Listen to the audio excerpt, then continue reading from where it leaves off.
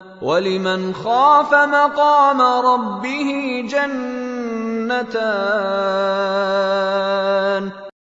الحمدللہ وحدہ والصلاة والسلام علی من لا نبی بعد،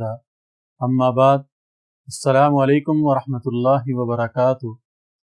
اخلاص کی اہمیت کو حضرت رسالت مآب صلی اللہ علیہ وسلم نے ایک انداز میں یوں بھی بیان فرمایا اور اپنی امت کو یوں بھی سمجھایا کہ بنی اسرائیل کے اندر ایک شخص تھا جس نے 99 افراد کا قتل کیا۔ 99 لوگوں کا قاتل، اس کے دل میں یہ خیال پیدا ہوا کہ اگر میں توبہ کروں تو کیا اللہ تعالیٰ میری توبہ کو قبول فرمائیں گے؟ اس خیال کے پیدا ہونے کے بعد وہ ایک صاحب کے پاس گیا اور انہیں جا کر کہنے لگا کہ میرا یہ ارادہ ہے، آپ بتلائیں کہ اللہ تعالیٰ میری توبہ کو قبول فرما لیں گے؟ انہوں نے کہا توبہ توبہ، تو 99 لوگوں کا قاتل، تیری توبہ کو اللہ کیسے قبول فرمائیں گے؟ تو بہت گناہگار شخص ہے، اتنا بڑا قاتل ہے، اور تو یہ امید رکھتا ہے کہ اللہ تعالیٰ تیری توبہ کو قبول فرما لیں گے؟ اس کو غصہ آیا، اس نے ان صاحب کا سر بھی قلم کر دیا، 100 لوگوں کا قاتل بن گیا یہ شخص۔ پھر اس کے دل میں خیال آیا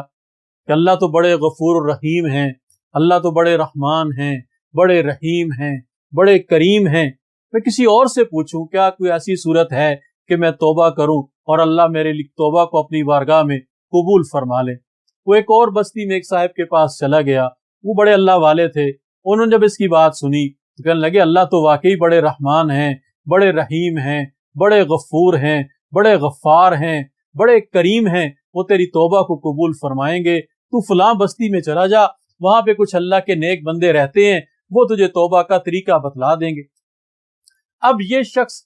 سچے دل کے ساتھ، سچی نیت کے ساتھ، سچے ارادے کے ساتھ اللہ کی رحمت کی تلاش میں اور اپنے اتنے بڑے گناہوں کو معاف کرانے کی جستجو میں اپنی بستی سے چل پڑا۔ کچھ آگے گیا تھا کہ اللہ کی طرف سے موت کا فیصلہ آ گیا۔ اب اس کی روح قبض ہوئی تو جنت کے فرشتے بھی اس کو لینے کے لیے آ گئے اور جہنم کے فرشتے بھی اس کو لینے کے لیے آ گئے۔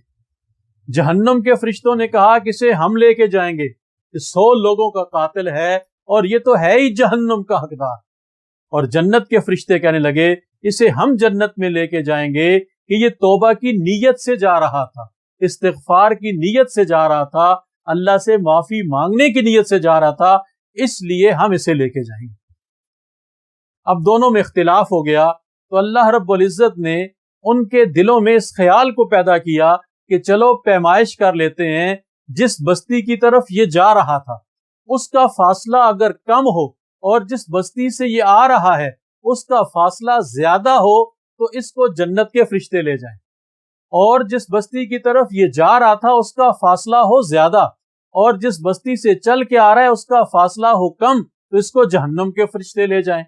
اور اتفاق ایسا کہ جس طرف سے چل کے آ رہا تھا وہ فاصلہ کم تھا، جس طرف جا رہا تھا وہ فاصلہ زیادہ تھا، لیکن اس کی نیت اچھی تھی، اللہ سے معافی کا طلبگار تھا، تو اللہ تعالیٰ تو ہے ہی بڑے غفور الرحیم، بڑے رحمان اور رحیم اور کریم آقا۔ تو اللہ تعالیٰ نے زمین کو حکم دیا اس طرف کی زمین کو کہ تو سکڑ جا، اور اس طرف کی زمین کو حکم دیا کہ تو پھیل جا، اور جب زمین کی پیمائش کی گئی تو اس بستی کا فاصلہ زیادہ تھا، اس بستی کا فاصلہ کم نکلا، تو اللہ تعالیٰ نے جنت کے فرشتوں کو حکم فرمایا کہ تم اس کی روح جنت میں لے جاؤ۔